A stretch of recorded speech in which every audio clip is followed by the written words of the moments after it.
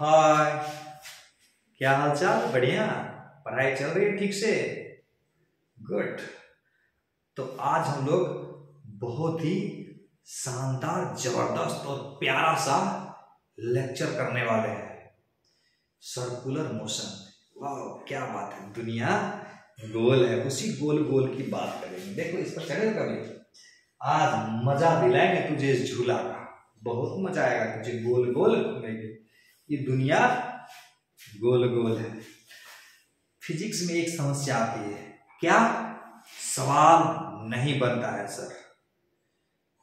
कोई चिंता करने की बात नहीं है। अब मैं हूं ना। यस, धीरे धीरे पूरे हिंदुस्तान को पता चल रहा है कि फिजिक्स कितना आसान है पढ़ना। तो आज का जो लेक्चर होगा ना, बहुत ही सिंप्लीफाइड फॉर्म में, इतनी आसानी कर दी गई है समझने के लिए कि मानो किसी को भी समझ में आ जाए। तुझे तो जरूर समझ में आ जाएगा। समझ में ही नहीं, फील करेंगे। आज फील करेंगे कैसे कॉन्सेप्ट क्लियर करते हैं और कैसे सवाल को बनाया जाता है। तो फील करते हुए आगे बढ़ते हैं। तो सबसे पहले फटाफट कॉपी पेन लेके हो जाओ तैयार, क्योंकि सबसे बेहतरीन नोट वही होगा जो खुद से करेगा तैयार। तो रेडी हो जाओ। Yes sir. तो देखते हैं हम लोग जो बात करेंगे ना सर्कुलर मोशन का। किस चीज का बात करेंगे? तो सर्कुलर मोशन का। तो सर्कुलर मोशन में इस तरह का बात करेंगे, जैसे इस तरह का बात करेंगे। तो सर्कुलर मोशन होता क्या है? तो बेसिकली आज जो हम लोग बात करेंगे सर्कुलर मोशन पर, तो सर्कुलर मोशन को दो पार्ट में हम लोग बांटा है। सर्कुलर मोशन को हम लोगों ने दो पार्ट में बांटा है। क्या? फर्स्ट पार्ट जो है, देखो क्या वो पार्ट है। दो पार्ट समझ लेते हैं। बात कर रहे हैं हम लोग सर्कुलर मोशन। सर्कुलर मोशन का एक पार्ट है, पता है, एक पार्ट है काइनेमैटिक्स। एक पार्ट है काइनेमैटिक्स और दूसरा पार्ट है डायनामिक्स। ये काइनेमैटिक्स और डायनामिक्स क्या हुआ? तो सबसे पहले काइनेमैटिक्स को पूरा लिख देता हूं मैं। Kinematics of circular motion. Kinematics of circular motion. वाह, ग्रेट। और यहां dynamics of circular motion.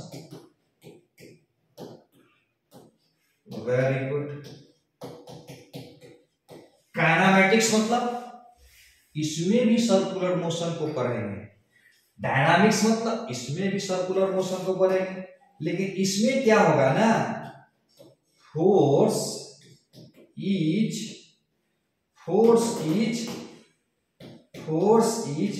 Not analysed. ANALYSED मतलब फोर्स का एनालिसिस नहीं होगा। मतलब सर्कुलर मोशन किस वजह से हो रहा था, इसको स्टडी नहीं करना है इसमें।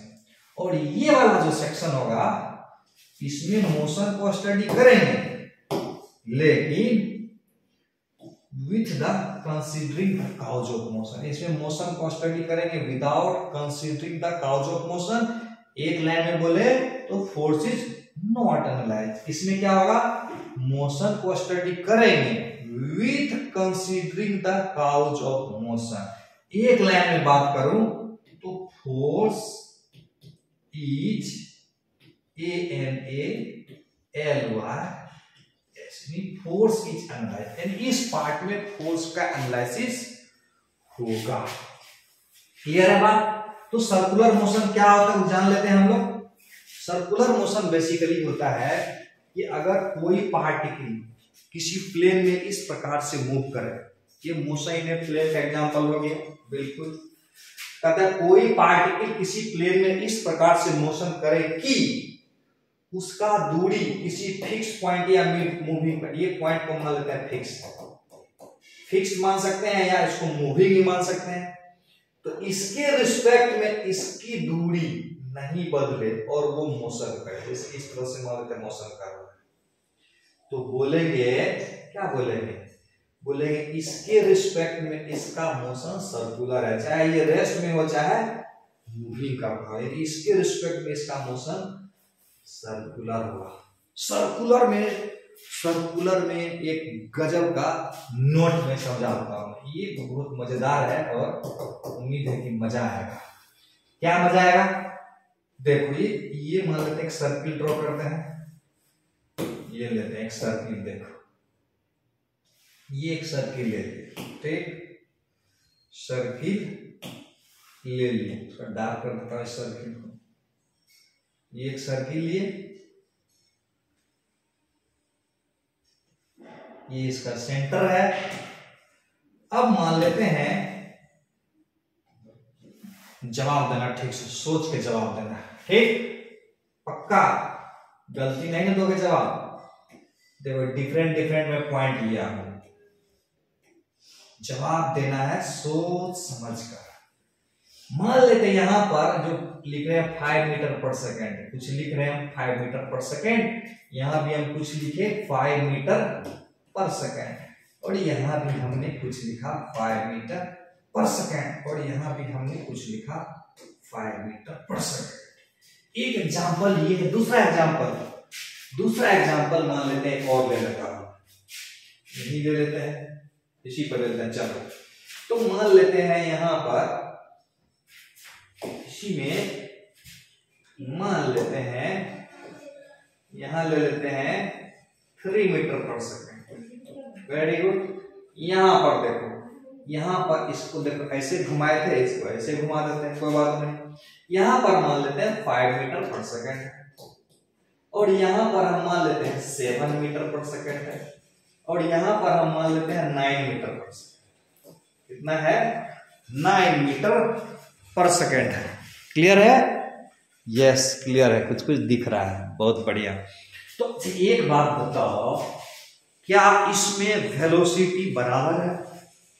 बताना है, क्या वेलोसिटी उसमें कांस्टेंट है कि वेरिएबल है?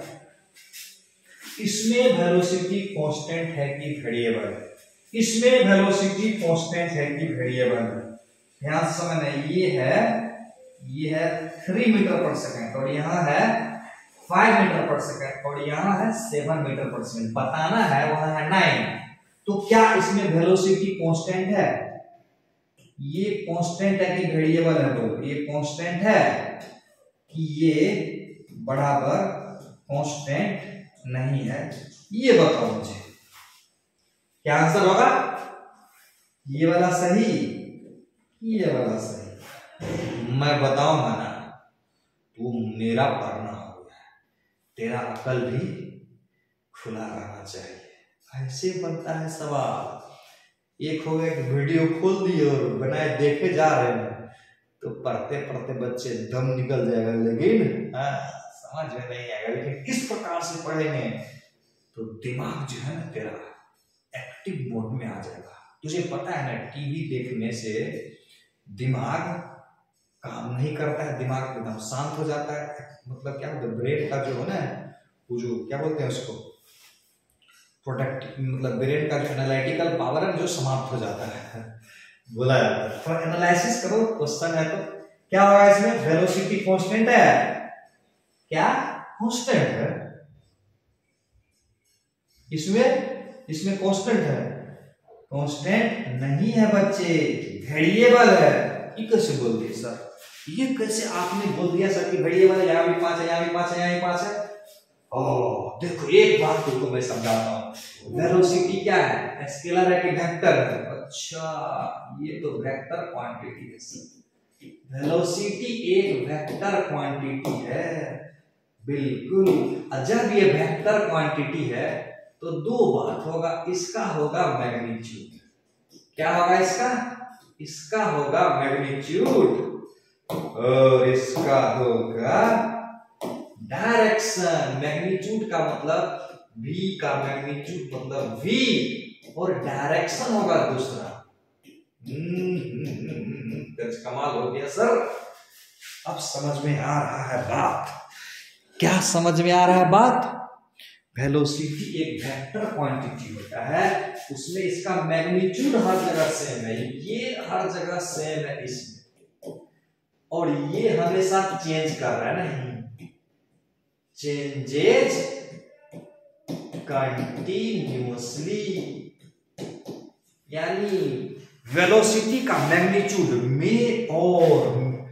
may change or may not change, but direction changes continuously. वाह, मतलब जब पार्टिकल सर्कुलर मोशन करेगा तो पार्टिकल का वेलोसिटी का मैग्नीट्यूड बदल भी सकता है, नहीं भी बदल सकता है। इतना तो क्लियर हो गया। जब नहीं बदलेगा तो इसको बोलते हैं यूनिफॉर्म सर्कुलर मोशन, और जब बदलेगा तो उसको बोलते हैं नॉन यूनिफॉर्म सर्कुलर मोशन। तो यूनिफॉर्म सर्कुलर मोशन हो चाहे नॉन यूनिफॉर्म सर्कुलर मोशन हो, मैग्नीट्यूड ऑफ वेलोसिटी बदले या ना बदले, डायरेक्शन तो हमेशा बदल रहा है ना। यहाँ देखो ऊपर है, देखो इधर है, नीचे तो इधर है, देखो इधर है, डायरेक्शन हमेशा बदल रहा है, डायरेक्शन हमेशा बदल रहा है। तो डायरेक्शन बदलेगा तो एक्सेलरेशन बराबर क्या होता है, final velocity minus initial velocity, final time minus initial time. Rate of change of velocity होता है, यानी वेलोसिटी चेंज करेगा, अच्छा तो एक्सेलरेशन हो जाएगा।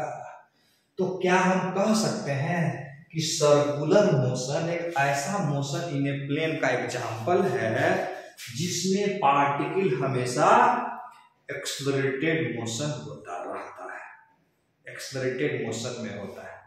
यानी hence we can say that, तुमको पूछेगा ऐसा मोशन बताओ जिसमें पार्टिकल हमेशा एक्सेलरेटेड होता है, तो बोलेंगे कि circular motion in a plane पूछेगा। Is an example which has always acceleration, यानी एक्सेलरेटेड मोशन का एग्जांपल है। क्या कहेंगे, circular motion is an example of accelerated motion. या क्या बात है, जबरदस्त। इसी को तो हम लोग कहते हैं जबरदस्त। मजा आया? यस सर, बहुत मजा आया। तो देखो हम लोग जो बात कर रहे थे ना, ये सर्कुलर मोशन क्या होता है, तो लिख के तुम्हारे तैयार कर दिया पीडीएफ, है ना। कहता है व्हेन ए पार्टिकल, क्या लिखा हुआ है बताओ, कहता है व्हेन ए पार्टिकल, कहता है when a particle moves in a plane such that its distance from a fixed और मूविंग, ध्यान रखना कोई फिक्स्ड पॉइंट या मूविंग पॉइंट भी हो सकता है, remain constant, then its motion is called circular motion with respect to fixed या moving point। ध्यान रखना, समझ में आया बात? बिल्कुल। सर्कुलर मोशन में magnitude of velocity, magnitude of velocity may or may not change, but direction changes continuously, hence velocity changes continuously। देखो कितना खूबसूरत दिखा दिया है। We say that circular motion is an example of accelerated motion in a plane। मजा आया? बहुत मजा आया। आगे बढ़ते हैं हम लोग, नहीं यहीं रुके रहोगे। देखो क्या लिखा हुआ है, टर्मिनोलॉजी। क्या लिखा हुआ है, क्या लिखा हुआ है, terminology, term used in circular motion. यानी सर्कुलर मोशन में कुछ कुछ टर्म का इस्तेमाल होता है। वो टर्म को समझेंगे, कौन सा टर्म बार बार तुझे दिमाग में, दिल में दस्तक देते रहेगा, क्वेश्चन में दस्तक देते रहेगा। तो वो सब टर्म को हम लोग बात करते हैं, कौन कौन टर्म है।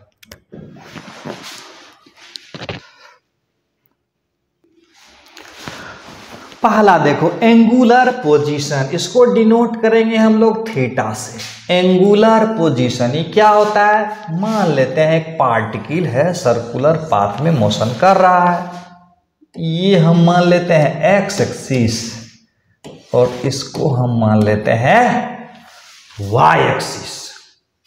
वाह गजब। इसको एक्स एक्सिस और उसको वाई एक्सिस और इसको मान लेते हैं ओरिजिन। और यहां पर कोई पॉइंट है P, कोई पॉइंट है P और ये है एंगल थीटा। तो बोलेंगे कि P का ऑब्जर्वर यानी ये रेफरेंस पॉइंट हुआ, रेफरेंस पॉइंट O के रिस्पेक्ट में जो P का पोजीशन वेक्टर होगा वो रेफरेंस लाइन एक्स एक्सिस से थीटा एंगल बना रहा है। फिर से समझते हैं। तो कहता है किसी पॉइंट का पोजीशन वेक्टर किसी रेफरेंस लाइन, इसको बोलेंगे reference line, RE reference, reference line, क्या बोलेंगे रेफरेंस लाइन। या ये भी हो गया क्या reference line, REF reference line. तो किसी पॉइंट का पोजीशन वेक्टर, पोजीशन वेक्टर तो ओरिजिन पर डिपेंड करेगा, हाँ, किसी रेफरेंस लाइन के साथ जो एंगल बनाएगा उसको बोलेंगे एंगुलर पोजीशन। फटाफट देखो, angle made by position vector with respect to origin, reference point बोलेंगे, रेफरेंस लाइन के साथ उसको बोलेंगे एंगुलर पोजीशन। तो एक क्वेश्चन है तुम्हारे लिए, ये ट्रू फॉल्स करना था मुझे, मैं लिख के पहले से लाया हूं नोट करके। ये जो एंगुलर पोजीशन है ना डिपेंड करेगा reference, it depends on reference point. अच्छा पॉइंट उधर चला गया है और दूसरा है रेफरेंस डायरेक्शन पर।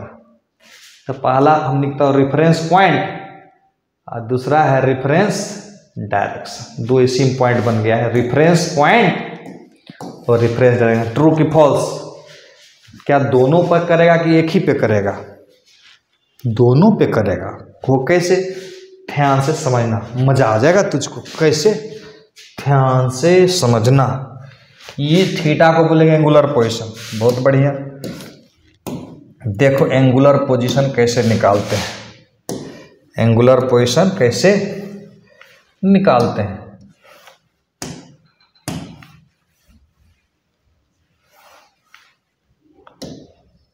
देखिए मान लेते हैं, क्या मान लेते हैं, मान लेते हैं सर्कुलर पाथ है, ठीक। मजा आ जाएगा। क्या मजा आएगा? देखो क्या मजा आता है। मान लेते हैं ये जो है ना एक लाइन खींच रहे हैं इधर से, एक लाइन खींच दिए और ये है ओरिजिन, ये है ओरिजिन, ये है ओरिजिन और ये कोई पॉइंट है P। P का पोजीशन वेक्टर अगर O से देखेंगे तो OP वेक्टर हुआ, तो OP वेक्टर मान लेते हैं थीटा एंगल बनाए। लेकिन इसी पॉइंट को अगर हम यहां से देखें तब, O डैश से देखें तब, O डैश से अगर इसी पॉइंट को अगर देखेंगे तो यहां से जो एंगुलर पोजीशन है ना वो अल्फा बना रहा है। रेफरेंस लाइन को हमने सेट कर लिया एक्स एक्सिस। ओहो, इसका मतलब अगर ऑब्जर्वर यहाँ होगा तो इसको लगेगा कि ये थीटा एंगल पर बना हुआ है, यानी इसको क्या लगेगा? Theta angle. इसको क्या लगेगा? अच्छा अल्फा एंगल लगेगा। तो इसका मतलब दोनों एंगल अलग अलग होगा, यानी ऑब्जर्वर यहाँ होगा, रेफरेंस पॉइंट यहाँ लेंगे तो एंगल होगा थीटा, रेफरेंस पॉइंट अगर यहाँ लेंगे तो एंगल हो जाएगा अल्फा। तो क्या दोनों में कोई रिलेशन भी है? बताओ, क्या दोनों एंगल में कुछ रिलेशन भी है? आगे चल के हो सकता है क्वेश्चन है। तो अब देखो ये दूरी कितना है? R है। ये दूरी कितना है? R। और ये दूरी भी कितना है? R। तो इसके सामने का एंगल और इसके सामने का एंगल बराबर होगा। देखो ये भी R, ये भी R। इसके सामने का एंगल ये, इसके सामने का एंगल ये, दोनों एंगल भी बराबर हो जाएगा। तो थीटा और अल्फा में क्या रिलेशन होगा? देख लेते हैं। बार बार बच्चे पूछते रहते हैं तो हम देख लेते हैं क्या रिलेशन है दोनों में। ये मान लेते हैं थीटा है और ये मान लेते हैं अल्फा है, और ये भी मान लेते हैं अल्फा है, मान लेते हैं क्या है। तो ये कितना होगा? बचपन में पढ़े हो, ये दोनों को जोड़ेंगे तो ये दोनों इसके बराबर हो जाएगा। कभी नहीं पढ़े हो? Theta is equal to 2 alpha. नहीं पढ़े हो? कैसे होगा? प्रूव कर देते हैं। देखो theta is equal to 2 alpha prove कर देते हैं। कैसे? ध्यान से, ये अल्फा है तो ये थीटा है, तो ये कितना हो जाएगा? ये हो जाएगा 180 माइनस थीटा। अब देखो तीनों को जोड़ो तो 180 हो जाएगा। 180 minus theta plus alpha plus alpha, तीनों मिला के करेंगे तो कितना हो जाएगा? 180। 180 कैंसिल हो जाएगा। माइनस थीटा प्लस 2 अल्फा बराबर 0, यानी थीटा बराबर 2 अल्फा। यस सर, यानी ये जो थीटा है ना 2 अल्फा के बराबर, यानी यहाँ से एंगुलर पोजीशन, यहाँ अगर हम खड़ा हो जाएं तो लग रहा है कि एंगुलर पोजीशन अल्फा है, लेकिन यहाँ से लग रहा है कि 2 अल्फा है। तो इसका मतलब हुआ एंगुलर पोजीशन डिपेंड करता है रेफरेंस पॉइंट पर। और रेफरेंस डायरेक्शन पर करेगा? बिल्कुल करेगा। अगर हम मेजरमेंट वाई एक्सिस से लेना शुरू कर देता तो वाई एक्सिस से ये एंगल अलग है, नहीं एक्स एक्सिस से अल्फा है तो वाई एक्सिस से अलग एंगल है। एक ही पॉइंट का एक्स एक्सिस अगर अल्फा एंगल बना रहा है तो वाई एक्सिस से तो अलग ना हो जाएगा। इसका मतलब डायरेक्शन बदल देंगे तो एंगुलर पोजीशन बदल जाएगा। नहीं समझा? एक्स एक्सिस के रिस्पेक्ट में यहाँ से लग रहा अल्फा है, वाई एक्सिस के रिस्पेक्ट में लगेगा 90 माइनस अल्फा है। जैसे यहाँ से देखेंगे तो एक्स एक्सिस के रिस्पेक्ट में थीटा लग रहा है, लेकिन वाई एक्सिस से देखेंगे तो अलग लगेगा। तो एक्स एक्सिस वाई एक्सिस को रेफरेंस लाइन कहते हैं। मजा आया? तो नेक्स्ट स्लाइड हम लोग देखते हैं। ये नेक्स्ट स्लाइड क्या है, ध्यान से देखना। हाँ, ये है एंगुलर डिस्प्लेसमेंट। डेल्टा थीटा से हम डिनोट कर देंगे। यहाँ पर एंगुलर डिस्प्लेसमेंट को किससे डिनोट करेंगे? डेल्टा थीटा से डिनोट करेंगे। यहाँ थीटा लिखा हुआ है लेकिन हम डेल्टा थीटा का इस्तेमाल करेंगे। यस, बोले थे ना बहुत मजा आएगा। आ रहा है मजा? बिल्कुल आ रहा है। कहता है कि terminology used in circular motion, angular displacement ये क्या होता है? सुंदर सा कलर ले लेता हूं, एंगुलर डिस्प्लेसमेंट को समझते हैं। पहले एक फोटो तो बनता है भाई। देखो देखो देखो देखो, तो ये लेना था ना।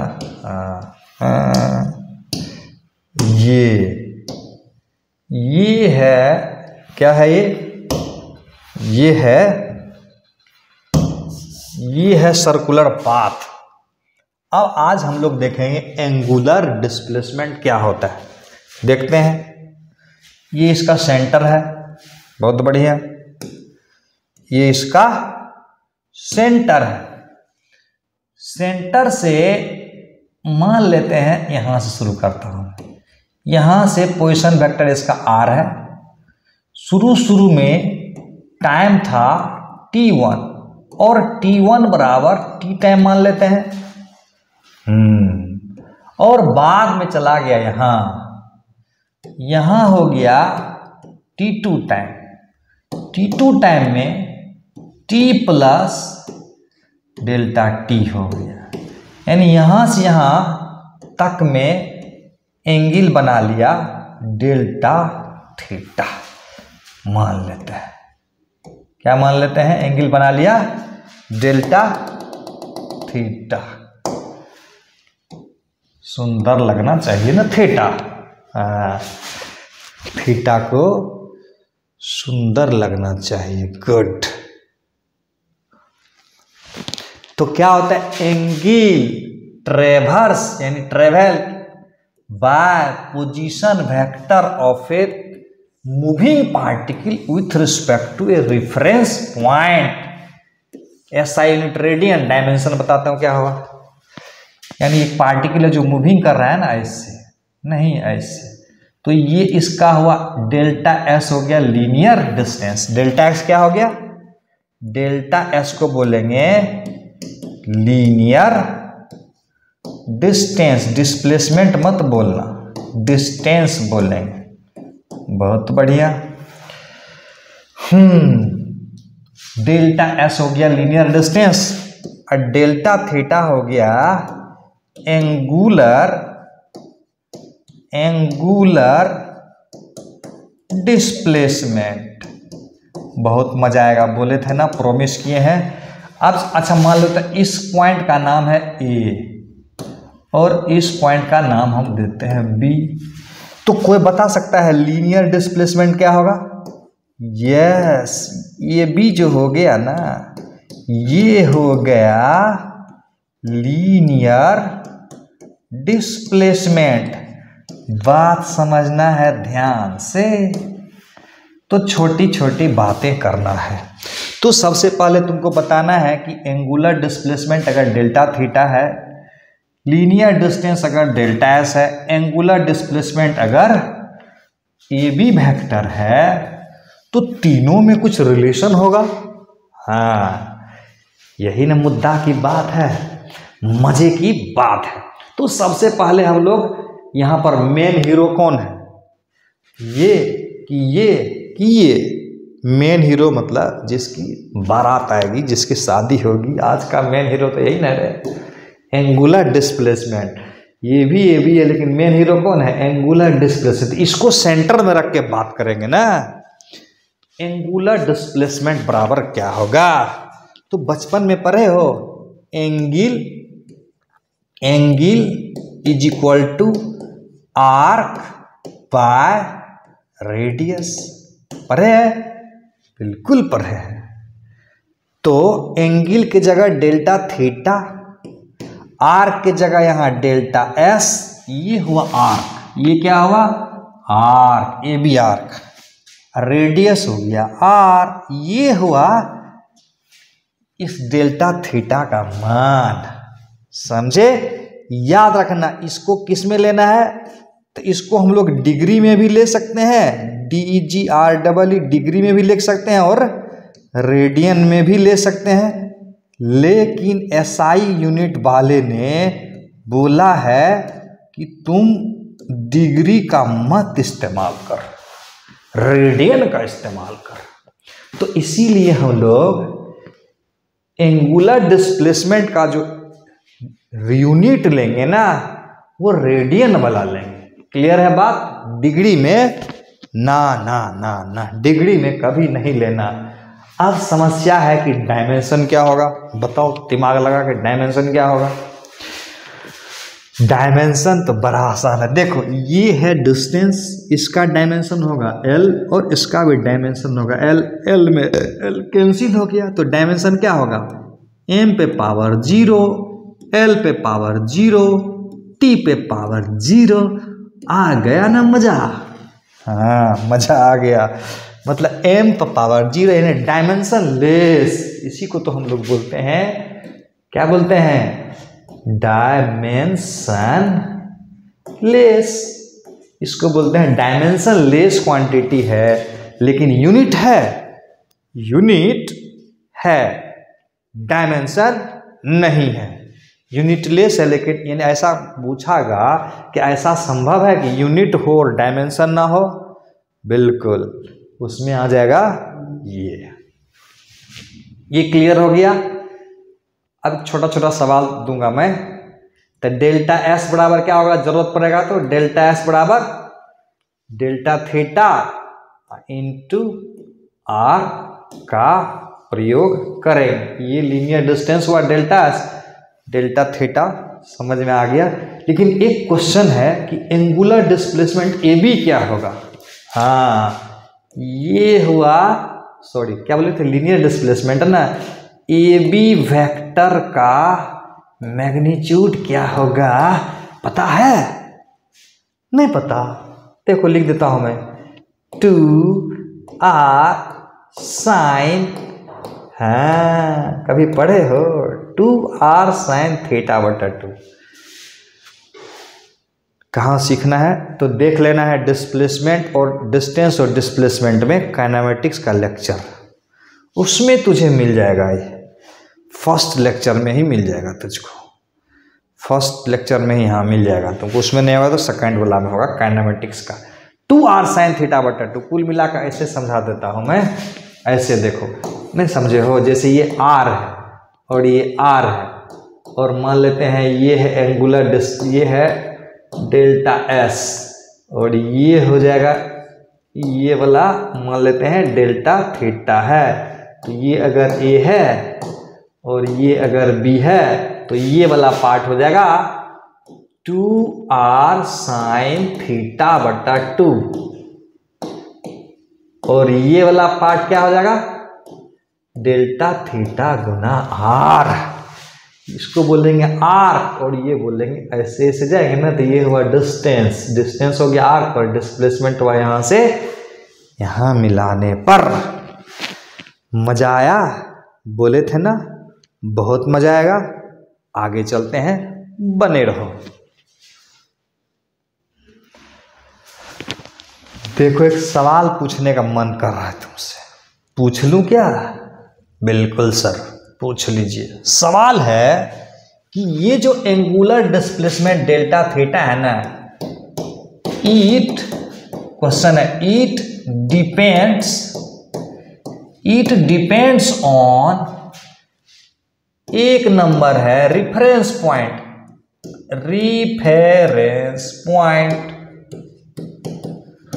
दूसरा रिफरेंस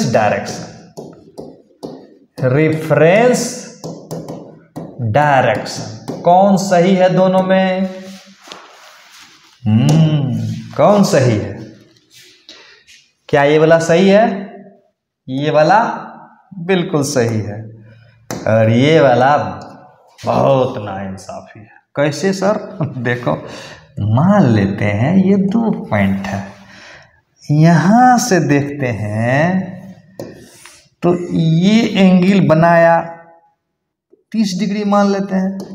अच्छा बोलो यहां से अगर देखेंगे, यहां से यहाँ O से देखते हैं तो मान लेते हैं 30 डिग्री बनाया। अच्छा मान लेते हैं O डैश से देखते हैं तो क्या ये 30 डिग्री ही बनाएगा? ये भी पॉइंट, यानी 2 पॉइंट के बीच का एंगुलर यानी पार्टिकल मान लेते हैं यहां से यहां गया, तो यहाँ का एंगुलर डिस्प्लेसमेंट अगर 30 डिग्री है तो यहाँ का एंगुलर डिस्प्लेसमेंट क्या हो सकता है? 10 डिग्री हो। इसका मतलब O से देखते हैं तो ज़्यादा एंगल बन रहा है, लेकिन यहाँ से देखते हैं तो कम एंगल बन रहा है। यहाँ से देखेंगे तो हो सकता है ज़्यादा एंगल बने, लेकिन x एक्सिस और y एक्सिस से इसको इस एंगल को x एक्सिस से y एक्सिस से क्या लेना देना है? x एक्सिस को अगर हम चेंज भी कर देंगे तो ये एंगल नहीं चेंज करेगा। इसका मतलब हुआ रेफरेंस डायरेक्शन से एंगुलर डिस्प्लेसमेंट को ना कोई लेना देना नहीं है, सिर्फ रेफरेंस पॉइंट पर डिपेंड करेगा। यानी ऑब्जर्वर यहां से देखेंगे तो अलग एंगल होगा, यहां से देखेंगे तो अलग एंगल होगा। क्लियर है? तो एक छोटा सा और बात बताते हैं तुमको। जैसे देखो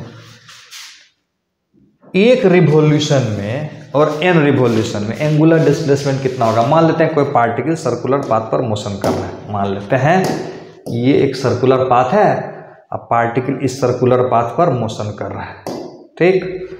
इस सर्कुलर पाथ पर पार्टिकल मोशन कर रहा है, तो मान लेते हैं यहां से यहां एक चक्कर लगाया। कितना चक्कर लगाया? एक चक्कर लगाया। तो एक चक्कर में कितना होगा? याद रखना 1 रिवॉल्यूशन बोलेगा तो क्या समझेंगे? 1 रिवॉल्यूशन का मतलब हुआ 360 डिग्री, मतलब 2 पाई रेडियन, मतलब 2 पाई आर डिस्टेंस। बराबर मत कर देना, यहाँ हम हटा देते हैं, ठीक है? एक चक्कर बोलेगा तो एक चक्कर में बोलेंगे ये हो गया एंगुलर डिस्प्लेसमेंट, ये हुआ एंगुलर डिस्प्लेसमेंट, और यहाँ हुआ लीनियर डिस्टेंस। कितना हो जाएगा? 2 पाई आर हो जाएगा। नहीं, n रिवॉल्यूशन होगा तो हो जाएगा 360 डिग्री गुना n करेंगे ना, यानी 2 पाई n रेडियन, याद कर लेना इसको। 2 पाई n रेडियन, दूरी कितना होगा 2 पाई r गुना n लीनियर डिस्टेंस। अरे एक चक्कर में 2 पाई r, दो चक्कर में 2 पाई r गुना 2, तीन चक्कर में 2 पाई r गुना 3, ये हुआ रेडियन। एक चक्कर में 2 पाई, 360 डिग्री बराबर 2 पाई रेडियन। एक चक्कर लगाया तो 2 पाई, दो चक्कर लगाया तो 2 पाई गुना 2, n चक्कर लगाएगा तो 2 पाई गुना n।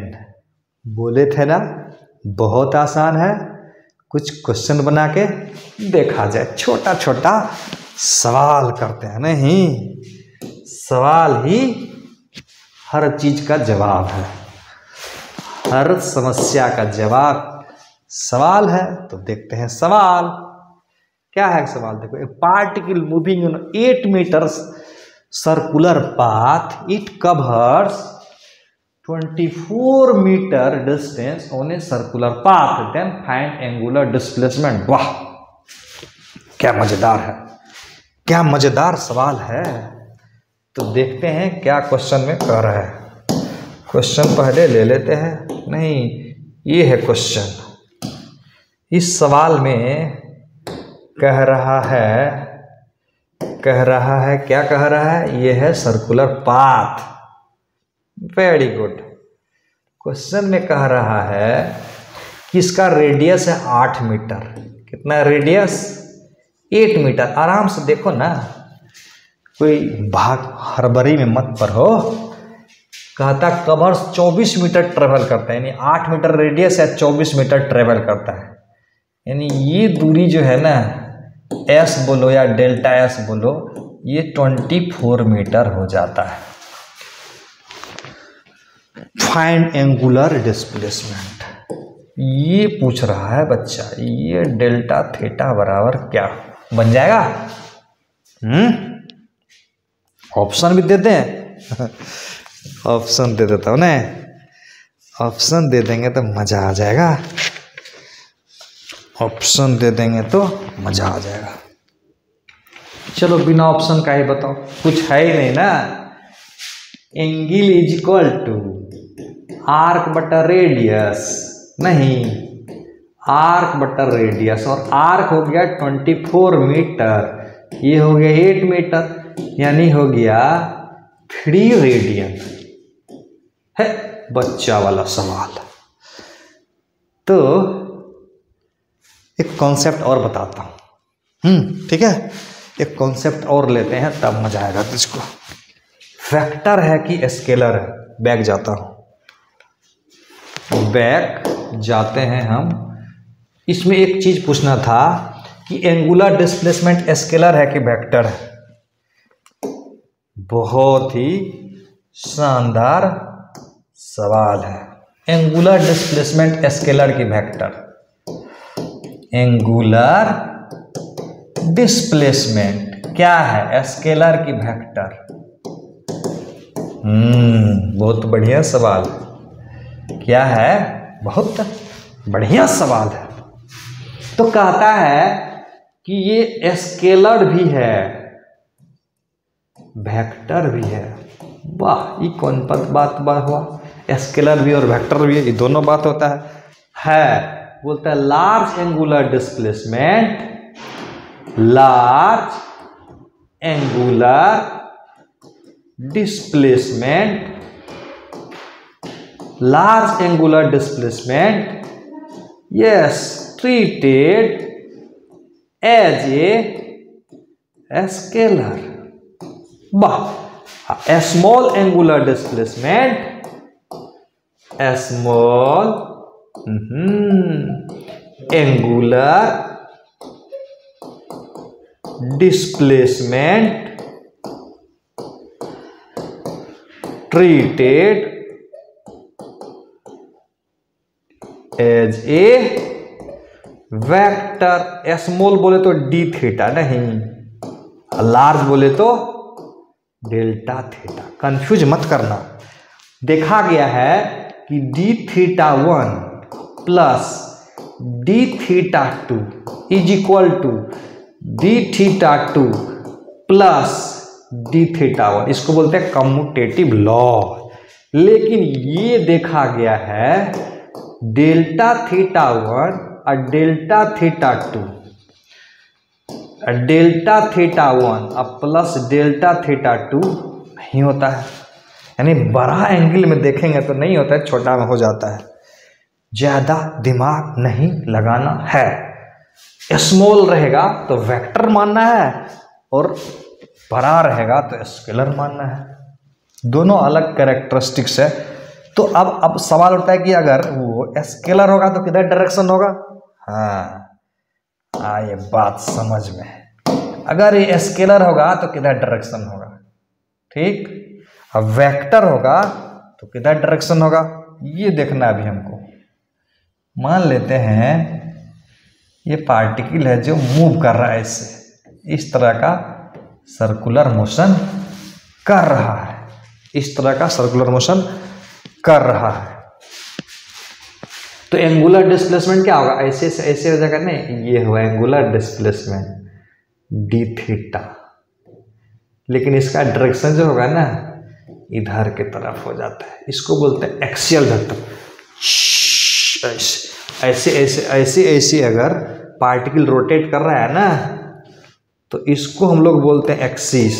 इसको क्या बोलेंगे, axis of rotation, axis of rotation. तो ये ऐसे ऐसे अगर पार्टिकल अगर ऐसे ऐसे रोटेट कर रहा है तो ये मेरा एक्सिस ऑफ रोटेशन हुआ, ऐसे ऐसे, और इसी डायरेक्शन में एंगुलर डिस्प्लेसमेंट होगा। राइट हैंड थंब रूल्स अगर देखें ऐसे ऐसे,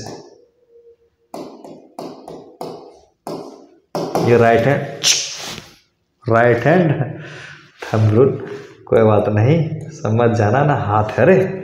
ऐसे करेंगे, जैसे ऐसे ऐसे घूम रहा है ना तो यूं मारेंगे, यूं हो जाएगा। समझ में आ रहा है। अगर ऐसे ऐसे रोटेट करेगा तब यूं मारेंगे, यूं हो जाएगा। जैसे अगर पार्टिकल ऐसे रोटेट करता है, ऐसे ऐसे ऐसे, तो क्या होता है, इधर हो जाता है एंगुलर डिस्प्लेसमेंट। यूं यूं यूं नीचे, यूं मारेगा तो नीचे, यूं करेगा तो ऊपर, यानी इधर होता है एंगुलर डिस्प्लेसमेंट। देखो थीटा हुआ इधर, मैग्नीट्यूड हुआ ये हुआ, यहाँ से यहाँ गया, लेकिन डायरेक्शन किधर हो गया, ऊपर। यानी ये एक वेक्टर क्वांटिटी है, इसका डायरेक्शन एक्सिस ऑफ रोटेशन के तरफ होता है। याद करना है इसको। देखो तुमको डायरेक्शन समझाने के लिए एक नया स्लाइड हम तुम्हारे लिए तैयार किए, डायरेक्शन को समझाने के लिए। नहीं तो मान लेते हैं ना पार्टिकल ऐसे ऐसे घूम रहा है, तो यहाँ से जब यहाँ जाएगा तो डिस्प्लेसमेंट क्या होगा, ये वाला डिस्प्लेसमेंट हुआ मेरा डेल्टा थीटा, डी थीटा मान लेते हैं, स्मॉल रहेगा तो ना वेक्टर क्वांटिटी होगा, तो डी थीटा ये हुआ, लेकिन डायरेक्शन किधर होगा डी थीटा का, यस एक्सिस ऑफ रोटेशन। यानी एक्स वाई प्लेन में पार्टिकल अगर मूव कर रहा है तो एंगुलर डिस्प्लेसमेंट जेड एक्सिस की तरफ होगा। यानी एक्स वाई प्लेन में सर्कुलर मोशन हो रहा है तो एंगुलर डिस्प्लेसमेंट का डायरेक्शन जेड एक्सिस की तरफ होगा। यस, देखो एक बहुत ही खूबसूरत सवाल है, तेरा दिमाग ठनका देगा अभी। क्या होगा एंगुलर डिस्प्लेसमेंट, ठीक। क्वेश्चन में दिया हुआ 3i4j, यहां जो है ये क्वेश्चन है कुछ इस प्रकार का, ध्यान से देखना। क्वेश्चन है, एक कहता है particle, the position vector of particle changes from 3i4j, यहां पर है r1 बराबर 3i प्लस 4j और r2 बराबर 4i माइनस 3j। इसको r2 लिख दूं, करता है इसको r2 लिख देता हूं मैं, r2 is equal to 4i minus 3j, इतना टू इतना, फ्रॉम व्हाट, कहता है find what is angular displacement, ये सब फ्रॉम और हम छोड़ देना।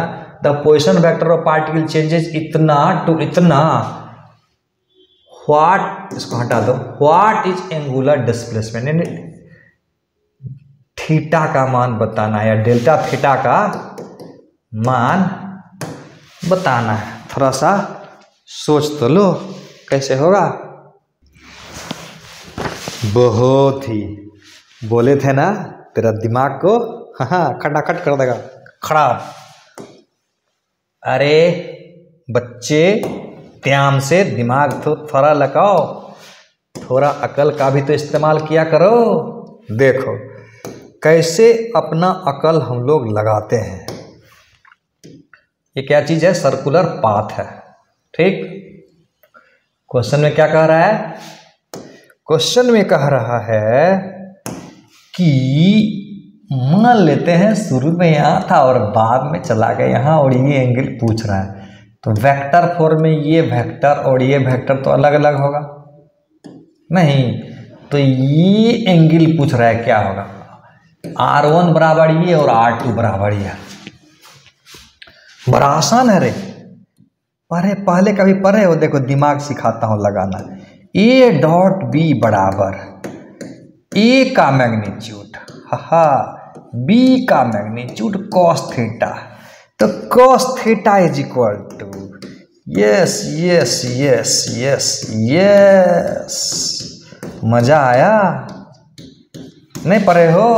अगर एक वेक्टर ये A है, दूसरा वेक्टर B है, दोनों के बीच का एंगल थीटा है, तो cos theta is equal to A dot B by A का मैग्नीट्यूड B का मैग्नीट्यूड।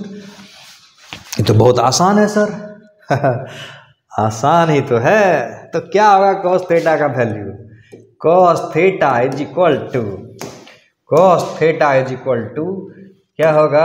R1 dot R2। तो दोनों को करो ना, 3 गुना 4 बराबर 12। बढ़िया। 4 गुना -3 12। इसका मैग्नीट्यूड A का मैग्नीट्यूड 5 हो जाएगा और उसका भी 5। नीचे में क्या फर्क पड़ता है? 0 हो गया ना। cos theta is equal to 0, theta is equal to 90 degree. बात डिग्री में नहीं करना है, इतना रेडियन में बात करनी है। अकल खुल रहा है? एक और शानदार जानदार जबरदस्त सवाल देखो। Next question please.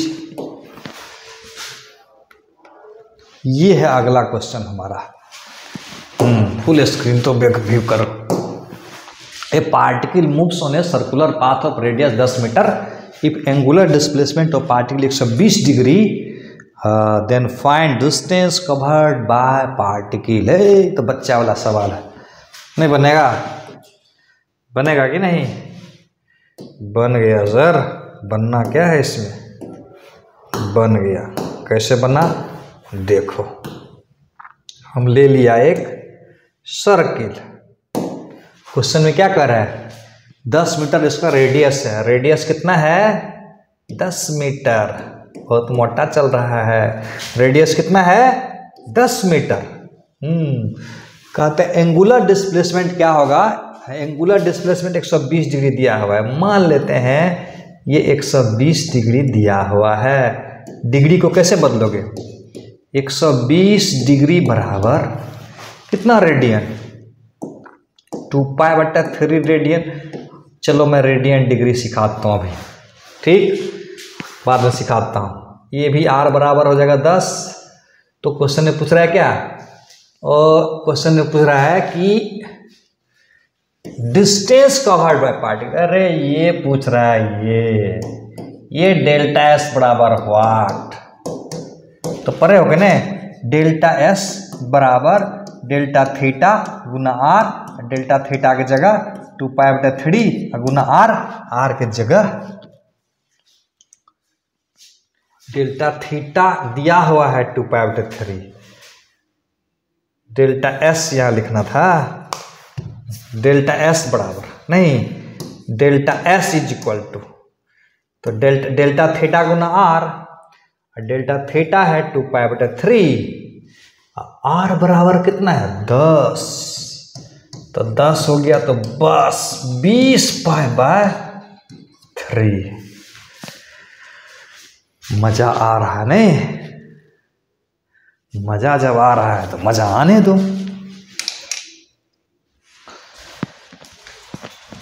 तो आज का वीडियो इतना छोटा ही रहने देता हूँ। नेक्स्ट वीडियो में बात करेंगे एंगुलर वेलोसिटी का। क्या चीज़ का बात करेंगे? देखो नेक्स्ट वीडियो में हम लोग बात करेंगे एंगुलर वेलोसिटी का। यहाँ से एंगुलर वेलोसिटी का नेक्स्ट वीडियो में बात करेंगे। तब तक के लिए क्या कर दूँ? तब तक के लिए थैंक यू बच्चों, बाय, मिलते हैं फिर।